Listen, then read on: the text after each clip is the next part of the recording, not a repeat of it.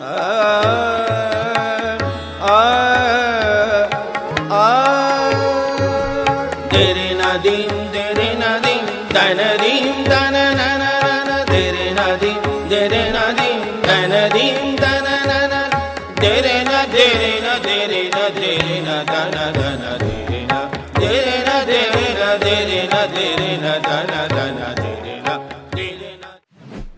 like to welcome Ria's guru, Dr. Ananta Sen, onto stage to say a few words about Ria.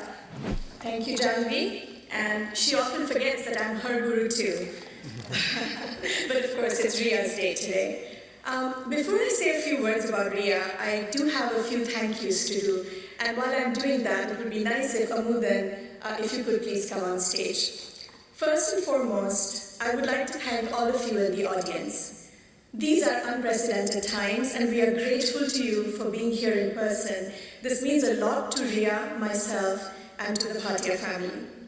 I would like to acknowledge and thank the crew here at the Tarkington, which includes Joe Wisner, Joshua Hasty, David Shonshek, and Ramona Adams. They have helped us tremendously tonight and also during our rehearsal earlier in the week. And it's such a beautiful venue. It's a real pleasure to work with this very talented staff.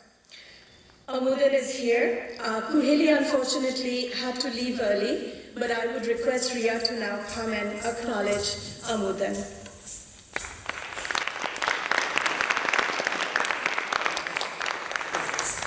Amudan, thank you so much. Without Amudan and Kuheli's help this evening, we would not have been able to present the live item. Thanks a lot to Dr. Kannan Natarajan and his daughter Anjali for the stunning photography. I think all of you have now seen the brochure, have seen Ria's picture on social media, and also in the beautiful posters outside in the lobby. And we also want to thank Mr. Sai Sanka and his colleagues for videography this evening. Before I talk about Ria, I have to acknowledge and thank the Bhatia family, Sumit, Sumita, Janvi, and Adi.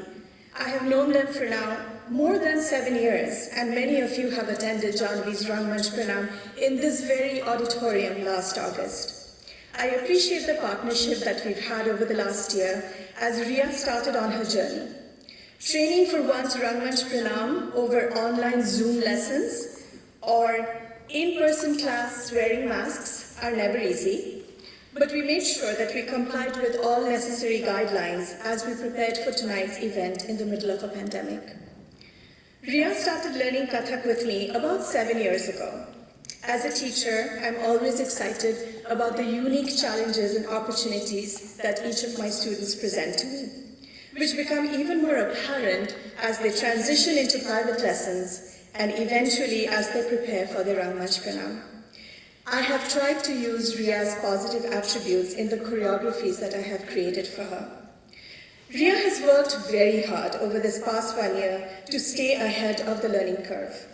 Very few of my students have performed 8 pieces in their Rangmanch Pranam. Ria happens to be one of them. She's a very graceful dancer, and I really enjoy teaching and choreographing the lyrical Kathak pieces for her. Both sisters, as you have now seen, have very good command over footwork and technique, and I have to believe that playing tennis alongside Kathak has something to do with that. But the attribute that sets Ria apart from most of her peers at my school is her fabulous chakkars, or pirouettes. This is an important hallmark of Kathak. You don't see chakkars in the other classical Indian dance forms.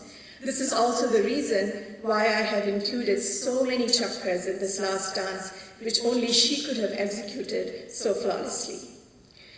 While the focus tonight is on Ria's Kathak performance, I will be remiss if I did not mention that she completed her Bharatanatyam Arangetram in 2019 together with Janvi. These sisters are now in a unique group of individuals who have attempted to master 2 very different classical Indian dance forms while growing up in this country. Yes, I think it deserves a round of applause. I personally think that that is extremely commendable, and a lot of the credit goes to their mother Sumita for her unwavering focus. Ria is also a flautist and is getting ready to begin her junior year at Carmel High School. I wish her well and hope she has all your blessings as she continues on her academic journey.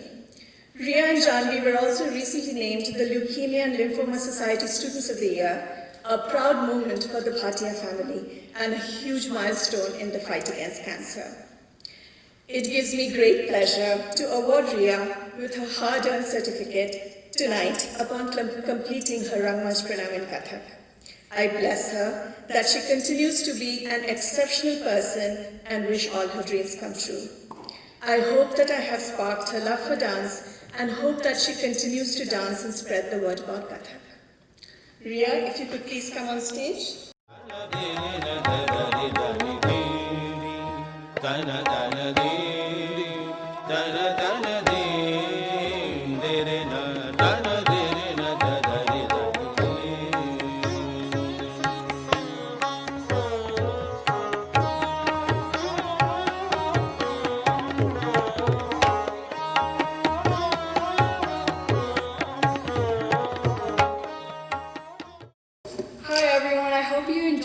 The performance. I want to just say a few words before I let everyone go for the night. First of all, thank you to each and every one of you who took the time out of your day to come to my Rangmanch and see me perform. I know that times are tough right now with COVID, but I appreciate all the support I've had throughout the night. I also want to say a few other thank yous to Mudan Uncle and Kuheli Auntie for assisting me in my dances, as well as to everyone else who ensured that the night went smoothly. A special thank you to both my parents for supporting my many years in Kathak and planning this event. Finally, thank you to Anandita Auntie, my guru who's taught me Kathak for the past 7 years. Without her teachings and guidance, I wouldn't have been able to perform my Rangmanch and develop the love and passion I have for Kathak and will hold on to for the rest of my life. Thank you again to everyone, and I hope you enjoyed the performance.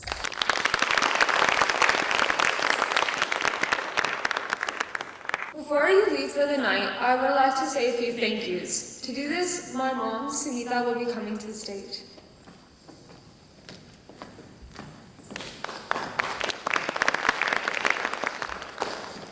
Thank you.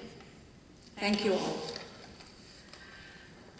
We almost cancelled this event, but after 7 years of hard work by Ria and Anandita, we made the difficult decision to let the show go on, mostly online, and for some of you in person. You may ask why, and how do we feel about it? This reminds me of a Chinese folklore in which the big panda asked the tiny dragon riding with him what is more important, the journey or the destination. The tiny dragon replies, the company.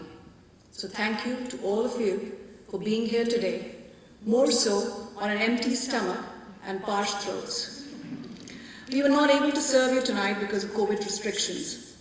COVID has changed a lot of things and taught us words like Zoom, Hangout, and even Slack. I learned a new word from the Wall Street Journal last night, agoraphobe. Symptoms include fear and avoidance of places and situations that might cause feelings of panic, entrapment, helplessness, or embarrassment. The Wall Street Journal said that COVID has made extroverts into agoraphobes and sent even the most social of the butterflies into their cocoons. Their recipe to escape was private jets, cliffside villas, ultra-exclusive hotels, and $50,000 private vacations for families. I hope Ria's performance today was a cheaper and a better antidote.